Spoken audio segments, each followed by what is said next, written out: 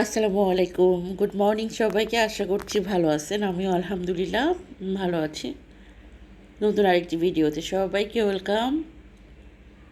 সকালবেলা নাস্তা করে ফেলেছি। তো মেয়ের পরীক্ষা হয়েছিল, সেটা রেজাল্ট দিছে। তো দেখেছি আগেও একবার। তো ভালো করে দেখছিলাম, তার বাবাকে দেখালাম।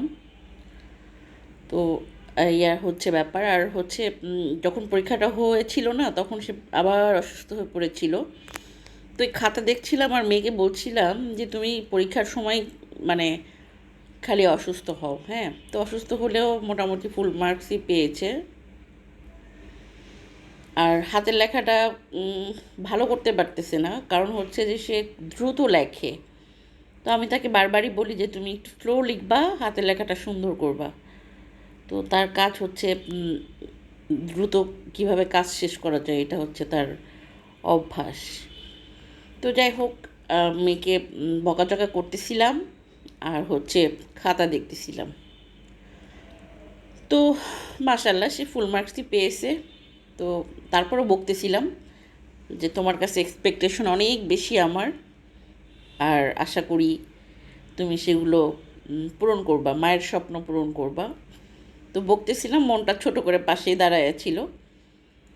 তো যাই হোক, আর সে এখনও অসুস্থ, ঠান্ডার জ্বরটা না কাটে নাই, তার যে কি হয়েছে।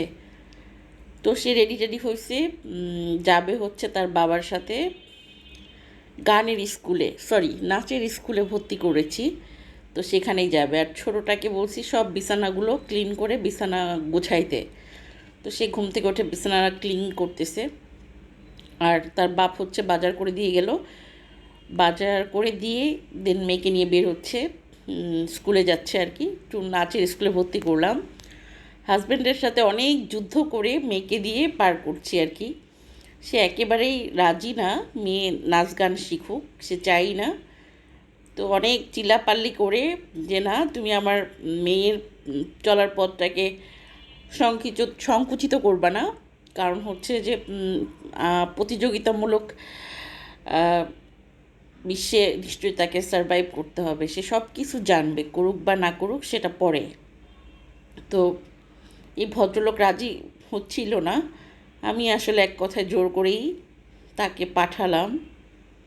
তো এই ব্যাপার। তো এই দিক দিয়ে আমি এখন কাজকর্ম করব, রান্নাবান্নার জন্য প্রিপারেশন নেব।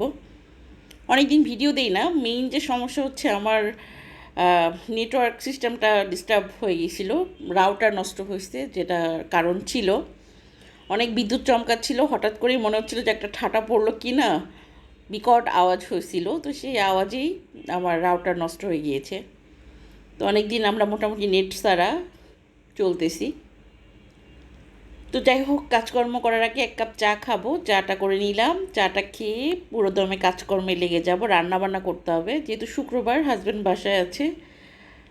তো টুকটাক রান্নাবান্না আজকে একটু করতে হবে আর কি। বেগুন কেটে নিয়েছি, আর এই যে শাপলা আনা হয়েছে। এবছর না শাপলা এখনও খাওয়া হয়নি। তো শাপলা কেটে নিয়েছি, আর এখানে কচুরমুখী সিদ্ধ করে নিচ্ছি। রান্নাবান্না করব আজকে সব ইলিশ দিয়ে রান্না করব। শাপলা, তারপর কচুরমুখী, সব কিছু ইলিশের সাথে যাবে আর কি। ইলিশের ভাজা পোড়া চলবে। তো এই যে এনারা চলে আসছে, তো একটু শপিংও করে নিয়ে আসছে 2 মেয়ের জন্য জুতা। আর এই যে সে হচ্ছে ভর্তি হয়ে আসছে, আজকে আর ক্লাস করেনি। নাচের স্কুলে গিয়ে সে মোটামুটি ভর্তি হয়ে আসছে। কালকে ক্লাস হবে, কাল থেকে শুরু আর কি। তার নতুন আর একটা অ্যাক্টিভিটি শুরু করলো লাইফে, আলহামদুলিল্লাহ। মেয়ে আমার কিন্তু ভীষণ ট্যালেন্ট। তো যাই হোক, তার মায়ের প্রচেষ্টা থাকবে ভালোভাবে গড়তে। তো এই ব্যাপার। আর ছোটোটা তো ছোটোটাই, সে অন্য দিক দিয়ে ট্যালেন্ট, বাট পড়াশোনায় মনে হয় না খুব বেশি অগ্রসর হতে পারবে। কারণ তাকে এক সরেওয়া লেখাইতে আমার মোটামুটি 6 মাস প্র্যাকটিস করতেছি, এক সরেওয়া লিখতে। তো মনে হয় না যে আরও 6 মাসে সে লেখাটা শিখবে। তো তাতে কিনা বুঝতে পারি যে সে পড়াশোনায় একটু ফাঁকিবাজ হবে, এই আর কি। আর বড় মেয়েটা মোটামুটি পারে, পড়াশোনা পারে। তো দুঃখের বিষয় তার যখন এক্সাম শুরু হয় সে যায় অসুস্থ হয়ে। তো এই দুঃখ। তো মোটামুটি রেজাল্ট খারাপ করে না, ভালোই করে, মাশাল্লাহ, ট্যালেন্ট আছে। আমি হ্যাপি। তারপরেও আমি চাবো যে সে সবসময় বেস্ট হোক। যদিও তাকে আমি না সবসময় শোনাই যে বাবা তোমাকে প্রথম বেঞ্চের ছাত্রী হতে হবে না, রেজাল্ট নিয়ে অত করবে না, ঠিকঠাক নিজের টাস্কগুলো কমপ্লিট করবে, তাতেই হবে। কিন্তু রেজাল্ট যদি একটু নিচের থেকে 20 হয় তখন আমার না আসলেই ভালো লাগে না। যতই তারা মুখে বুলিয়ে ওড়াই, কিন্তু রেজাল্ট যদি একটু খারাপ দেখি তখন মানে আমি খুব কষ্ট পাই। হ্যাঁ, তো যে অন্য অন্য টিপিক্যাল মায়েদের মতোই আমিও যেহেতু মা, সন্তানদের রেজাল্টে এটাই হবে আমার মনোভাব, যতই যা বলি না কেন। তো এই হলো ব্যাপার। তো জুতা আনছে, জুতা ছোটোটারটা একটু ছোটো হয়ে গেছে, বড়টা ঠিক ছিল। তো আরেকটা যেটা সে কিনেছে রাউটার, এটা নষ্ট হয়ে গেছে অনেক দিন, নেটওয়ার্কের বাইরে, মানে কি বলবো, থাকা যায় না আসলে, কষ্ট হয় খুব। তো এই ভদ্রলোক তো শুক্রবার ছাড়া সময় পায় না। তো আজকে সারাদিন এটা ঠিকঠাক করবে, আর আমি এদিক দিয়ে রান্নাবান্নাগুলো কমপ্লিট করব। ভাত বসিয়ে দিয়েছি আর সব কাটা বাছা করে নিয়েছি। এখন একটা একটা করে রান্না করব। আর একটা যেটা নিয়েছি ইলিশ মাছ, একটা বড় ইলিশ কেনা হয়েছিল, তো সেটা কেটে বেছে নিব। এই এক ইলিশ দিয়েই আজকে আমার যত রান্না বান্না। আর শাপলা দিয়ে ইলিশ এবছর এখনও খাওয়া হয়নি, তো আজকে একটু ট্রাই করব আর কি। মানে খুবই মজার একটা খাবার আমাদের এলাকার। আমি তো প্রত্যেক বছরই কম বেশি ট্রাই করি। তো যাই হোক, ইলিশ মাছটা কেটে নিচ্ছি। সংসারের সব কাজ কিন্তু এখন আমি একাই খুব করি, এক হাতে করি। তো যাই হোক, আলহামদুলিল্লাহ, সব কিছু ওভারকাম করা এখন আমার আর কষ্ট হয় না, আমি ঠিকঠাক পেরে যাই।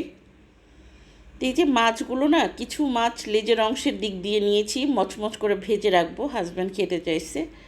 আর সেই সাথে একটু বেগুনও ভেজে নিচ্ছি, মশলা ছাড়া ভাজা আর কি। আর শুধু উপর থেকে একটু পেঁয়াজ মরিচ ভেজে দিয়ে দিব, ব্যাস হয়ে যাবে একটা রেসিপি। তো এটা করে নিচ্ছি। শুক্রবার গ্যাস থাকে না, একটু একটু করে রান্নাবান্না হয়, তো সেভাবেই করছি। তো এই হচ্ছে ব্যাপার। তো আমি এখানে মরিচ পেঁয়াজগুলো ভেজে নিয়ে তারপর হচ্ছে এই ভাজা মাছ আর বেগুনের ওপর ছেড়ে দিব, ওপর থেকে ব্যাস হয়ে যাবে। আর এদিক দিয়ে কিছু মাছের মাথা আগে রাখা ছিল, ওটাও নিয়েছি। আর আজকে যে ইলিশ মাছ কাটা হয়েছে ওই ইলিশেরও মাথা নিয়েছি। তো সব মাথা একত্রিত করে ভেজে নিয়ে আমি যেটা করব, শাপলা দিয়ে ভাজি করব। তো শাপলাগুলো কিনে এনেছিল খুবই বাজে, মানে একদম চিকন চিকন, টাটকা ছিল না। তো তারপরও এনেছে যেহেতু, আর ফেলে দিব না তো। তো ভাবলাম যে ঠিক আছে, মাছ দিয়ে না মাথা দিয়েই করি, ভাজি করি। আর যদি একটু ভালো থাকতো, মোটা করে দেখে নিয়ে আসতো, তাহলে আমি এটা মাছ দিয়েই ঝোল করতাম। ইলিশের সাথে শাপলার ঝোল, মাই গড, মানে কি বলবো, যারা খান এটা পছন্দ করেন বুঝতে পারবেন স্বাদটা কেমন। তো এই যে এখানে আমি ইলিশের মাথাগুলো একটু মুচমুচ করে ভেজে নিচ্ছি। তো ভেজে নিয়ে এর সাথে হচ্ছে মরিচ পেঁয়াজও দিয়ে দিয়েছিলাম। তা এখন উপর থেকে হচ্ছে শাপলাটা দিয়ে দিচ্ছি। শাপলাটা আবার আমি কেটে ধুয়ে একটু লবণ মাখিয়ে রেখেছিলাম, এতে করে অনেকটা পানি হয়ে যায়। তো যাই হোক, এখন হচ্ছে শাপলাটা দিয়ে দিচ্ছি, ভেজে নিব, কোনো ঝোল টোল রাখবো না। তো এই হচ্ছে আমার আজকের শাপলার রেসিপি। খুবই মজার একটা খাবার, আমার তো খুবই পছন্দের। আর আমার সংসারে রান্নাবান্না কম বেশি সবাই পছন্দ করে, মানে আমার এলাকাভিত্তিক খাবার দাবারও দেখা যাচ্ছে বেশ ভালোই পছন্দ করে সবাই। তো যাই হোক, আর মেয়েদের কথা কি বলবো, ওরা কিছু না বুঝেই মায়ের হাতে রান্নাবান্না খুব পছন্দ করে, খুব ফ্যান। তার মা খুব ভালো রান্না করতে পারে, এগুলো শুধু গল্পই করে, ঠিক আছে। তো যাই হোক, নিজের প্রশংসা শুনতেও ভালো লাগে, করতেও ভালো লাগে, যদিও প্রশংসা করার মতো কোনো কিছুই আমার নাই। যাই হোক, তো এই যে আমি এদিক দিয়ে আবার কিছু ইলিশের টুকরা কেটে নিয়েছিলাম, সেটা আবার কচুরমুখী দিয়ে রান্না করব অল্প মশলায়। তো অল্প মশলা লাইক রসুন পেস্ট আর হচ্ছে জিরা পেস্ট, তো এগুলো দিয়ে একটু কষিয়ে নিচ্ছি মাছগুলো। তো তারপর যেটা করব, কচুরমুখীগুলো আগে থেকে সিদ্ধ করে নিয়েছিলাম, তো এখন জাস্ট হালকা একটু কষিয়ে ঝোলের পানি দিয়ে দিব।